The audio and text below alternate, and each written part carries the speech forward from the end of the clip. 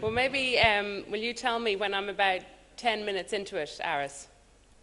Hello? Will you keep an eye on the clock and tell me when I'm 10 minutes in, will you? And then I've only 5 minutes to go.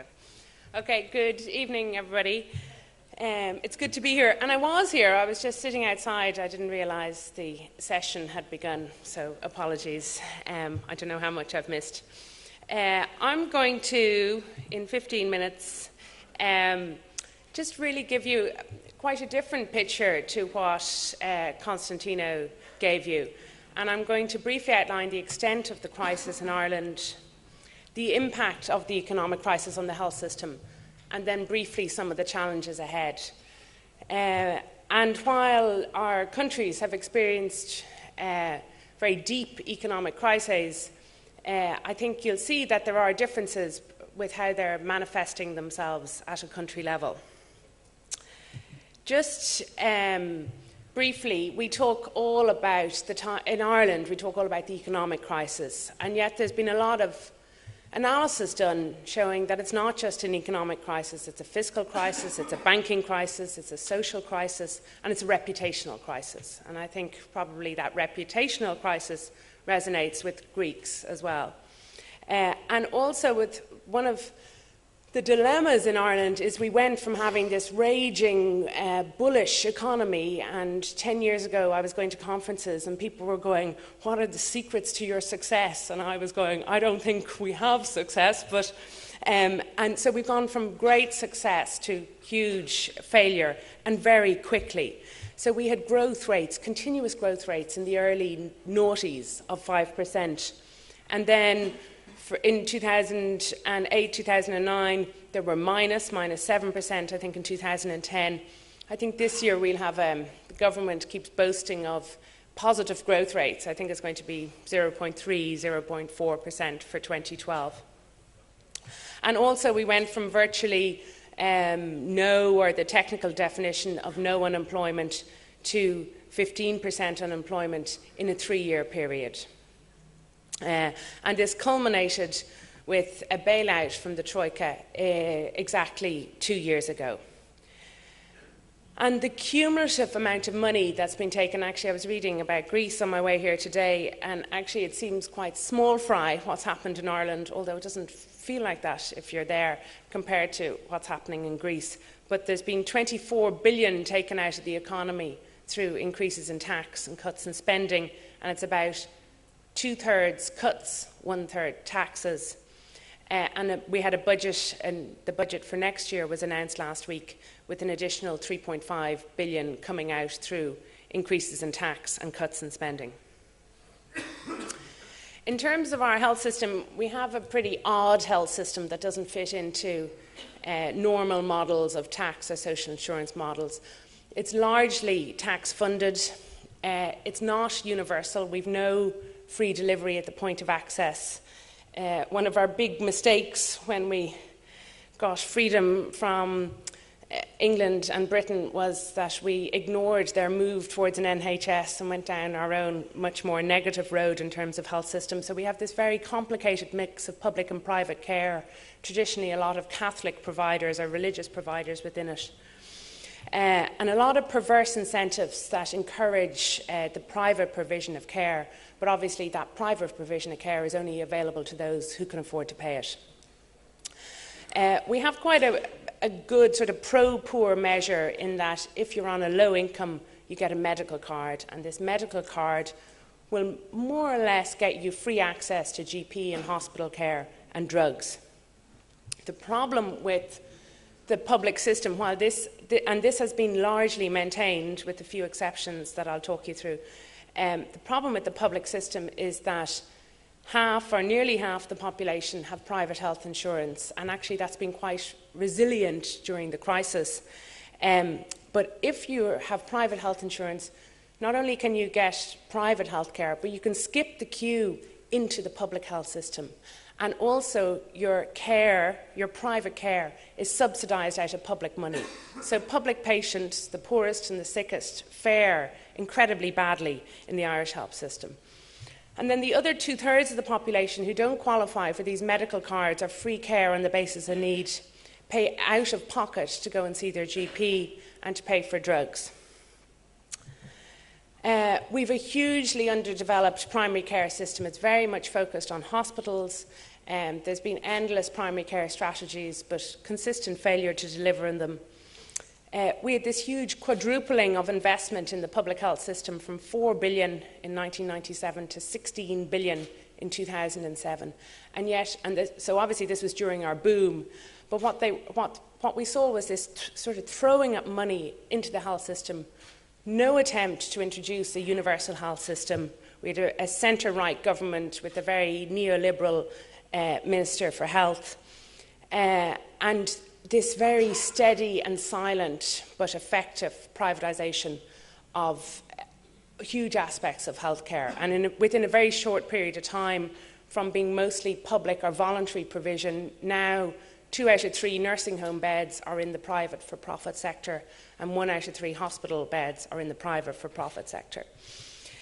We hugely overpay our doctors and our health service managers, way beyond any comparator across Europe. And we are the highest spender of drugs, and we pay more for drugs than any other OECD country. We have a pretty poor quality public health system. So despite this huge investment, we didn't do much to improve quality.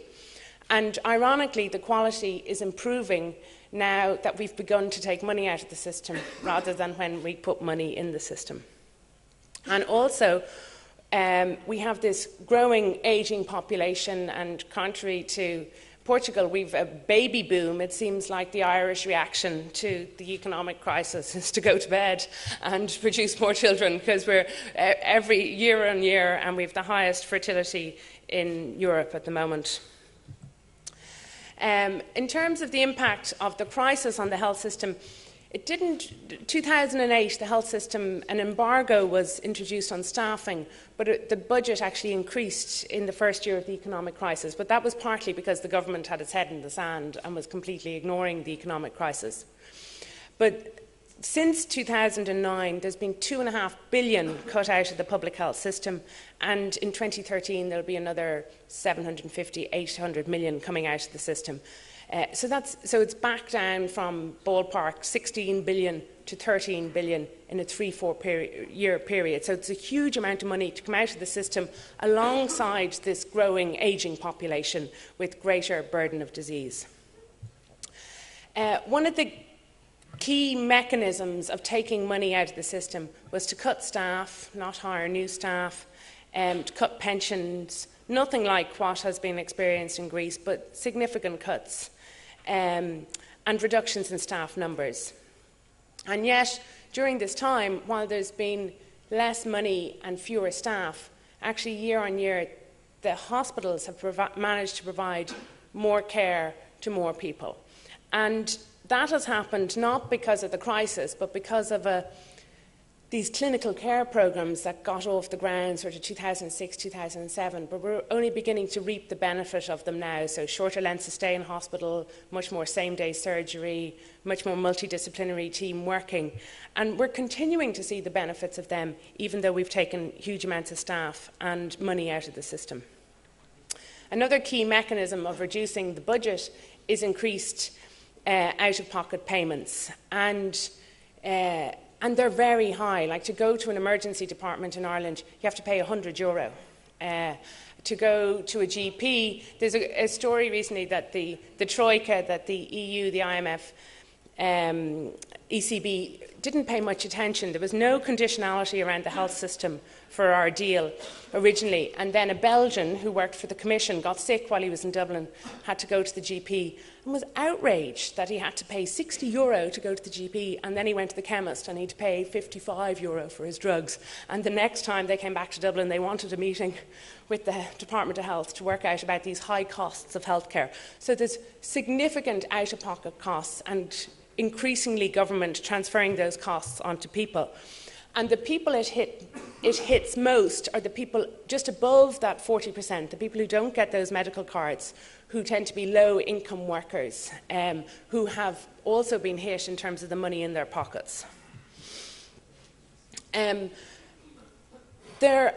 the hospitals have been providing more care to more people and increasing their efficiency, there are cuts to key services. And as I've said already, we have a very underdeveloped primary and community care service, but there's this increasing emphasis about shifting care out of hospital into the community.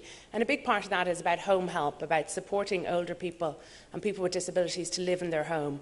And yet, what the government does is the exact opposite to that, because it's easier to cut home help hours than it is to cut hospital care. And so this year we had 2.5 million fewer home help hours in the community compared to sort of pre-crisis time. We had a change of government connected to the crisis in 2011. But really we got, the same old fellas, just with slightly different coloured ties, but we got a centre-right government replaced by a centre-right government who've continued to a coalition government, although they are in coalition with the centre-left government, but it's hard to see that. And they have very much continued the austerity policies of the previous government. And yet their health policy was to introduce universal access to healthcare through an insurance model. So this was the first time in the history of the state that any government had been promising to provide universal access to care on the basis of need. And one of their pillars to that is about free GP care, because obviously having to pay €50 to go to see a GP puts people who needs care off. And yet what we're seeing, and they're 20 months in power now, is just this inability to deliver on their key commitments. So they were meant to provide free GP care to 80,000 people with certain illnesses in March of this year. They haven't done that. They promised they'd withdraw prescription charges for low-income people. They haven't done that. And in fact, they've promised to cut doctors' pay. They haven't done that. They promised to cut the pharmaceutical budget. They haven't done that. And in fact, they've come in 400 million overspend for 2012 and are getting their knuckles rapped significantly by the Troika. Aris, I must be on 10 minutes now, am I? How's my time? Yeah, exactly. Okay, no, I just need 2 more minutes. No, anyway, you are at the crucial exactly point of the... Okay, no, I have 2 more minutes. I'm nearly there. I was just making sure you were listening. I can give you 3 minutes anyway. So in terms of the challenges ahead, there's this consistent government mantra that we need to provide more, we need to do more with less. And the public health system has managed to do that over 4 years. But I think all the indicators are it's on that breaking point now, that there comes a point where you can't do more with less, that you have to do less with less. And certainly any international observers or indicators would indicate we're at that point now. And another challenge is that some progress has been made in quality and efficiency of care.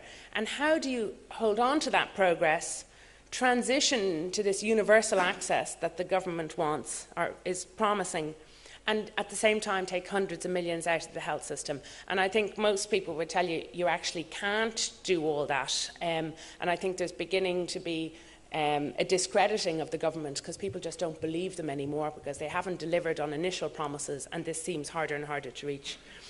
There is an absence of capacity and leadership in the Irish health system. We have an appalling track record at developing health policy and implementing health policy, and I would think we managed to get the worst ministers for health ever. You know, I don't know what we do to deserve the ministers of health we get, but the current Minister for Health has been mired in controversy since he came in. He's a GP who owns a private nursing home, who hand selects new primary care centres in his own constituency. So there's a lot of controversy and allegations of political interference with the minister. And I don't think it's credible to take another $750 million out of the health system without acknowledging that that is going to impact upon patient care when that's what people are experiencing day in, day out. But that's very different to the rhetoric of the government.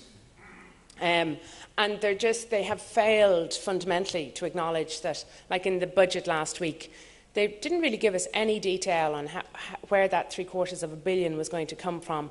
except one or two items they detailed, and one of them was increasing prescription charges for the poorest and the sickest. And then, so for the 40% with free medical cards, they now have to pay more for their prescription items.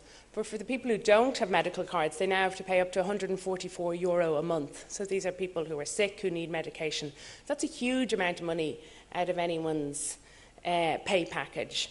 And they have failed to acknowledge that their measures are hitting on the sickest and the poorest. And while there was some optimism about 2 years ago that we had a new government with a new health policy, I think that's wearing thin very quickly. There we go. I'm done. On time.